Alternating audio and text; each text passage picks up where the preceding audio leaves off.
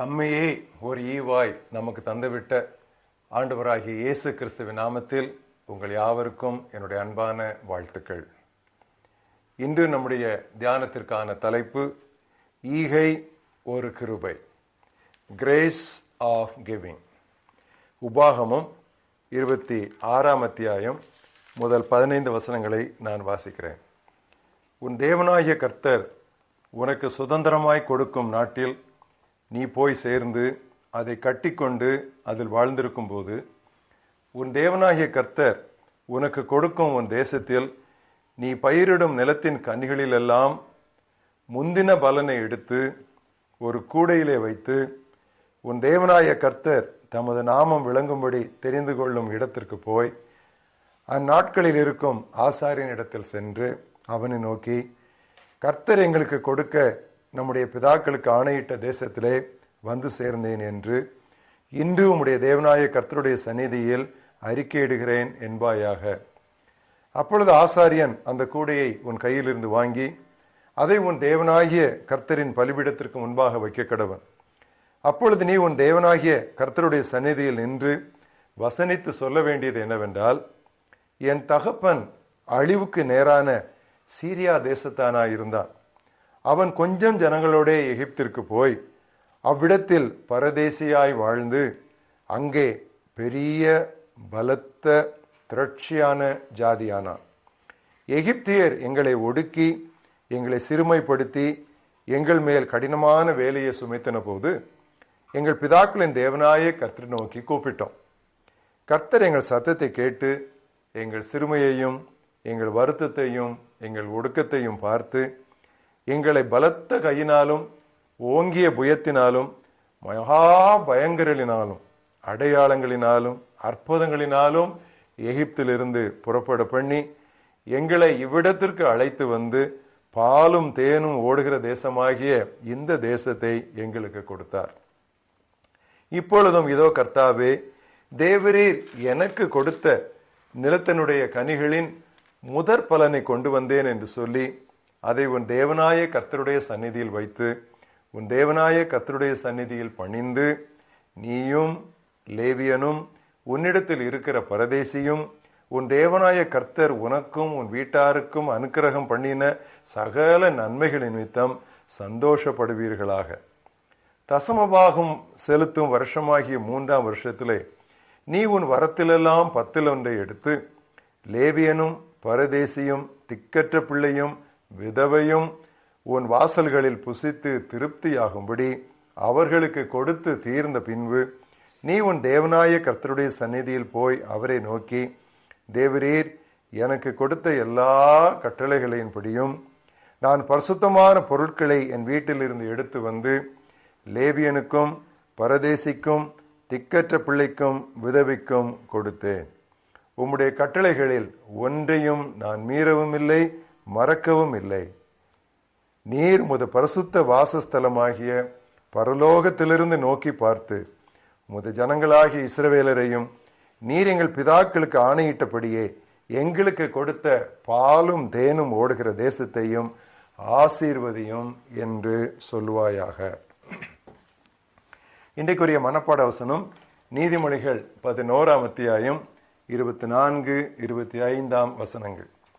வாரி இறைத்தும் செல்வராவாரும் உண்டு, கஞ்சத்தனம் பண்ணியும் வறுமையடைவாரும் உண்டு. ஈகை குணமுள்ள ஆத்துமா செழிக்கும். எவன் தண்ணீர் பாய்ச்சுகிறானோ அவனுக்கு தண்ணீர் பாய்ச்சப்படும். In spite of scattering, one might become rich. In spite of stinginess, one might become poor. He who waters others shall himself be watered. இன்று இந்த ஆண்டினுடைய 2ஆம் மாதத்தை துவங்கி இருக்கிறோம். இன்று மாதத்தின் முதல் நாள். ஆண்டவருடைய பணத்தை நாம் எடுத்து வைத்து விட்டோமா? பெரும்பாலான இந்திய கிறிஸ்தவர்கள் வெளிநாடுகளுக்கு வேலை தேடி செல்வது அதிகம் சம்பாதிக்கவே. அதில் தவறில்லை. ஆனால் லட்சக்கணக்கில் சம்பாதித்து சேமிக்கும் இவர்களில் பெரும்பாலானோர் தங்கள் எளிய இந்திய சகோதர சகோதரிகளைப் போலவே 10ல் 1 மட்டும் கடவுளுக்கு கொடுப்பதை கண்டு மனவேதனை வருகிறேன். நமது வருமானம் கூட கூட கர்த்தருக்கு கொடுக்கும் அளவில் சதவீதமும் 10% 20, 20 30, 30 40 என்று கூடிக்கொண்டே இருக்க வேண்டும். நியாயப்பிரமாணம் கொடுக்கப்படும் முன், அதாவது திருச்சட்டம் கொடுப்பதற்கு முன் தாங்களாகவே முன் வந்து கர்த்தருக்கு 10 கொடுக்கும் பழக்கம் இருந்து வந்தது.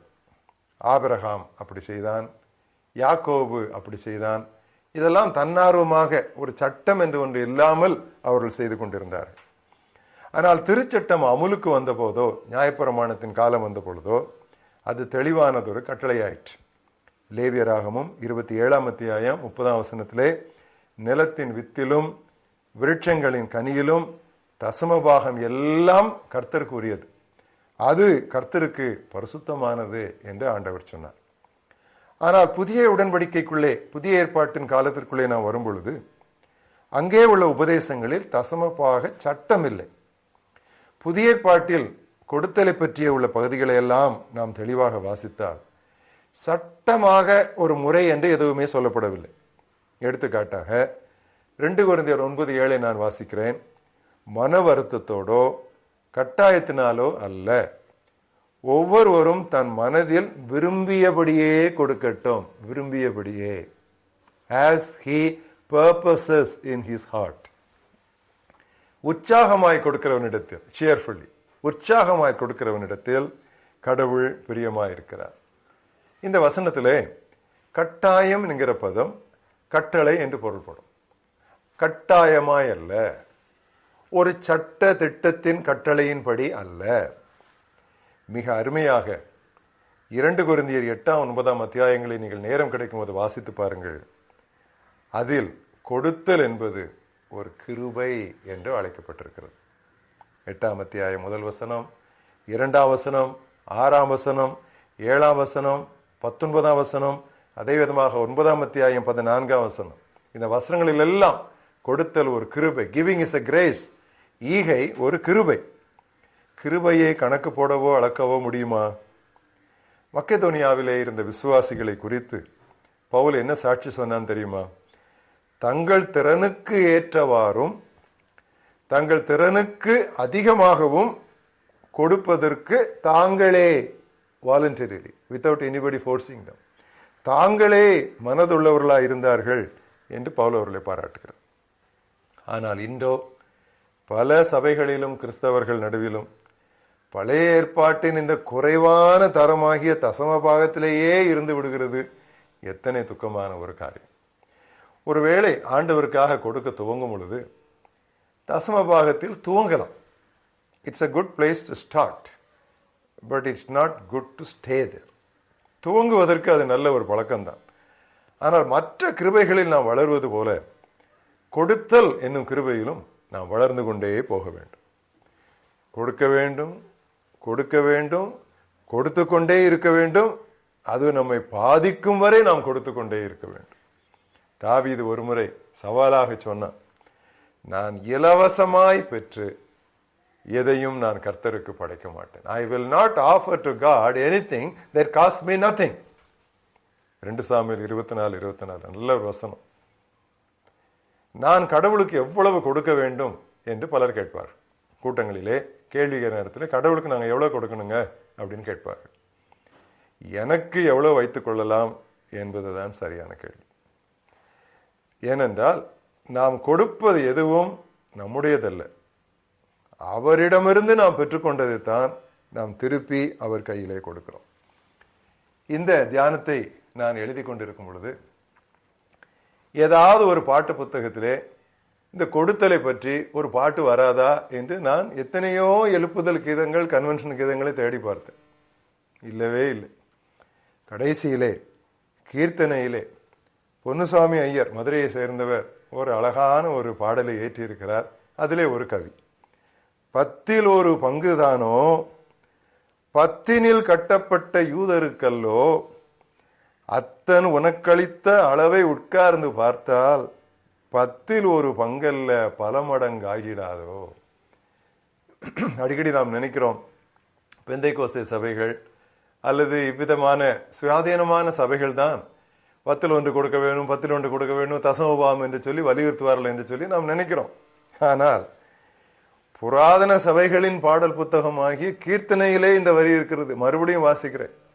என்னை கேட்டுக்கொண்டிருக்கிறவர்கள் நீங்கள் எந்த சபையை சேர்ந்தாலும் இந்த கீர்த்தனையின் கவி மறுபடியும் உங்களுடைய மனதிலே பதிய வேண்டும் என்று திரும்பவும் நான் அதை வாசிக்கிறேன். 10ல் 1 பங்குதானோ, அது 10னில் கட்டப்பட்ட யூதருக்கல்லோ. அத்தன் உனக்களித்த அளவை உட்கார்ந்து பார்த்தால் 10ல் 1 பங்கல்ல பல மடங்கு ஆகிடாதோ. வாரி இறைத்தும் செல்வராவாரும் உண்டு, கஞ்சித்தனம் பண்ணியும் வறுமையடைவாரும் உண்டு. ஈகை குணமுள்ள ஆன்மா செழிக்கும், எவன் தண்ணீர் பாய்ச்சுகிறானோ அவனுக்கு தண்ணீர் பாய்ச்சப்படும். ஜெபிப்போம். நல்ல ஆண்டவரே, இந்த ஆண்டின் 2ஆம் மாதத்தின் முதல் நாளுக்கு நீர் எங்களை கொண்டு வந்ததற்காக நாங்கள் உமக்கு நன்றி சொல்கிறோம். நாங்கள் உம்மிடத்திலிருந்து பெற்றது, கேட்டு பெற்றது, கேட்காமல் பெற்றது கர்த்தாவே ஏராளம் ஏராளம் ஏராளம், கணக்கிட முடியாத ஆண்டவர். கர்த்தாவே, நீர் கணக்கில்லாமல் எங்களுக்கு தரும் பொழுது நாங்கள் கணக்கு போட்டு உமக்கு வரி செலுத்துவது போல் செய்வது உம்மை எவ்வளவு துக்ககரமாக்கும் ஆண்டவரே. கர்த்தாவே, நாங்கள் எங்களுடைய கரங்களை, எங்களுடைய பைகளை, பணப்பைகளை தாராளமாய் திறந்து உம்முடைய ஊழியத்திற்கு, உம்முடைய ஊழியக்காரருக்கு, உம்முடைய திருப்பணிக்காக நாங்கள் செலவழிக்க நீர் எங்களுக்கு உதவி செய்யும். ஒருவேளை தொலைக்காட்சி பெட்டியிலே இந்த செய்தியை கேட்டுக்கொண்டிருக்கிற எவராவது 10ல் 1 கூட உமக்கு கொடுக்காத ஒரு நிலையில் இருப்பார்களானால் அந்த ஒரு பரிதாபமான நிலையில் இருந்து அவர்களை நீர் சீக்கிரம் வெளியே கொண்டு வர. இன்றைக்கு அவர்கள் ஒரு தீர்மானம் எடுக்கட்டும். ஆண்டவர் எனக்கு செய்த நன்மைகளுக்காக நான் செய்யக்கூடிய மிக குறைந்த அளவு 10ல் 1 நான் என் ஆண்டவருக்கு கொடுக்க வேண்டும். 10ல் 1 உமக்காய் கொடுக்கும் பழக்கம் உள்ளவர்கள் 10% 15 ஆக்கட்டும், 20 ஆக்கட்டும், 30 ஆக்கட்டும், சதவிகிதத்திலே கூடிக்கொண்டே போகட்டும். கொடுத்து கொடுத்து கொடுத்து எங்களை பாதிக்கும் வரைக்கும் நாங்கள் கொடுக்கட்டும். நீர் உண்மையே கொடுத்தீரே, கடைசி சொட்டு ரத்தத்தையும் எங்களுக்காக சிந்தினீரே. நாங்கள் உமக்கு எவ்வளவு கொடுத்தாலும் அது ஒரு பெரிய காரியம் அல்ல. இந்த உணர்வோடு எங்கள் வாழ்நாட்கள் முழுவதும் கர்த்தர் எங்களை நம்பி தருகிற பணத்தை நாங்கள் செலவழிக்க உதவி செய்யும். இயேசு கிறிஸ்துவின் நாமத்தில் பிதாவே, ஆமென்.